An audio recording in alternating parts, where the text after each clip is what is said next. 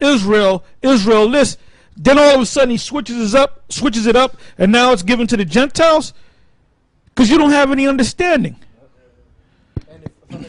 And in Romans the 9th chapter, as you read down towards the 24th verse, it explains to you that those people are Israelites. Those Gentiles he was talking about were Israelites. You know? It's one big letter. Yeah, yep, it's one big letter, yep. Back in Romans 11 and 14. If by any means I may provoke to emulation them which are my flesh, and might save some of them. For if the casting away of them be the reconciling of the world, what shall the receiving of them be but life from the dead? For if the first fruit be holy, the lump is also holy. And if the root be holy, so are the branches. Salakia. And if some of the branches be broken off, and thou being a wild olive tree were grafted in among them, and with them partakers. The wild olive tree, that's in Jeremiah.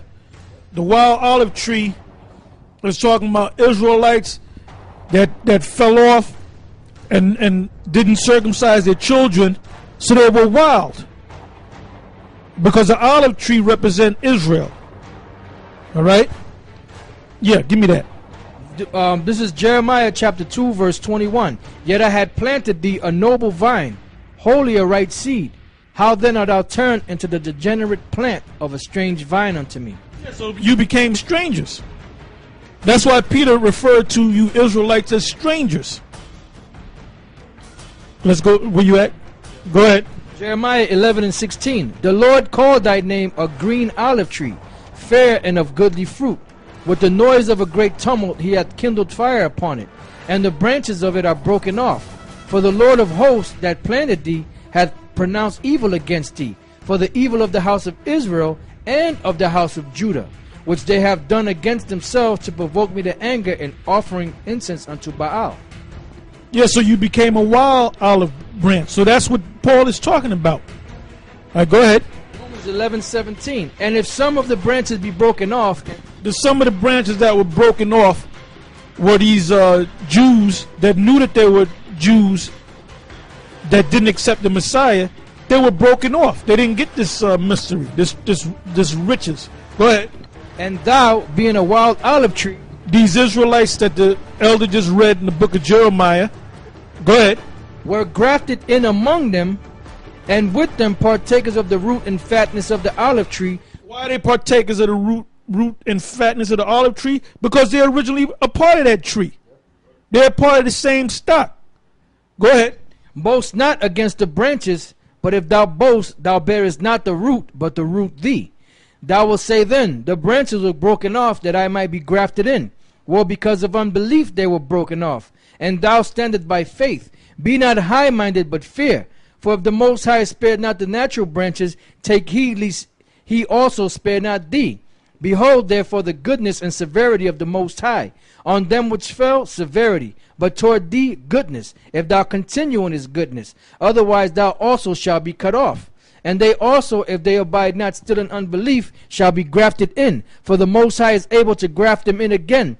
For if thou wert cut out of the olive tree, which is wild by nature, and were grafted contrary to nature into a good olive tree, how much more shall these, which be the natural branches, be grafted into their own olive tree?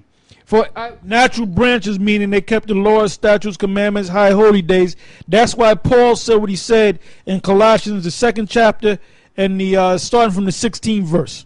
Let's go to that. Because when you had Israelites that were in a Gentile state of mind, you didn't say, okay, you accepted the fact that you're an Israelite, that your line goes back to Abraham, Isaac, and Jacob. Now you got to keep the laws, statutes, and commandments perfectly. You got to keep the Sabbath. You got to keep the high holy days. No, Paul didn't say that. He said, understand the Messiah right now. Understand this truth. And that's the first part of it. Go ahead. Colossians chapter 2 verse 16. Let no man therefore judge you in meat or in drink or in respect of an holy day. Because you Gentiles, case in point, Cornelius, he was the first of the Gentiles to be accepted in, and that opened the door for other Gentiles, meaning Israelite foreigners. So when you came in, Paul is saying, look, don't let them Jews tell you got to keep this perfectly, and you got to wear the fringes this way, and you got to keep the Passover. The Passover's coming up, and you got to get circumcised. No, don't worry about that right now. Just get the knowledge. And then as you get rooted and grounded, then you can start wearing the garments. You can keep the high holy days and so forth. It's a step-by-step process. Go ahead. It says, let no man therefore judge you in meat or in drink or in respect of an holy day or of the new moon or of the Sabbath days, which are a shadow of things to come. What do you mean when he said which are a shadow of things to come? In the kingdom, we're going to keep it perfectly. Go ahead. But the body is of Yahushai. Let no man beguile you of your reward in a voluntary humility and worshiping of angels, intruding into those things which he hath not seen, vainly puffed up by his fleshly mind. Yeah, because that worshiping of angels, that's not scriptural. And you got cats out there that do that. Praying to the name of the Lord, the Lord's Son, Yahushai, and the angels, Michael, Gabriel, Raphael. We're not supposed to be praying to the angels. Go ahead. This is back in Romans 11 and 24. For if thou wert cut off of the olive tree, which is wild by nature, and were grafted contrary to nature into... Didn't the Lord get on Israel in the book of Jeremiah? How they became a wild olive branch and cast them in the fire? Broke off the branches and cast them in the fire?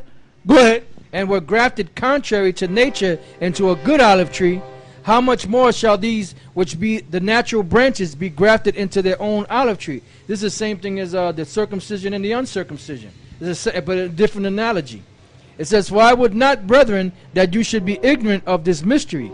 Right. A lot of you are ignorant of this mystery. That's why you got guys that are going around saying that Cornelius is an Edomite.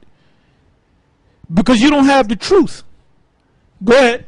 It says, least you should be wise in your own conceits, that blindness in part has happened to Israel until the fullness of the Gentiles be come in. Until the fulfillment of the Gentiles, Israelite foreigners, all get this. Right. So now, at this time, this day that we're in, this is the fulfillment of it, man.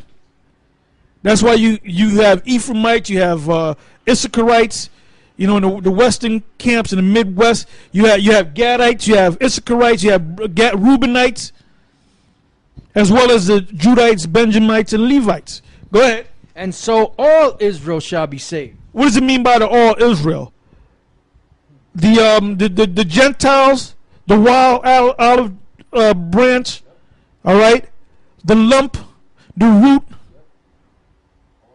all together, all Israel going to be saved. Whether you knew that you were Israelites, your parents were Israelites, or whether you didn't know that you were Israelites and you went around thinking that you were Elamite or a Greek.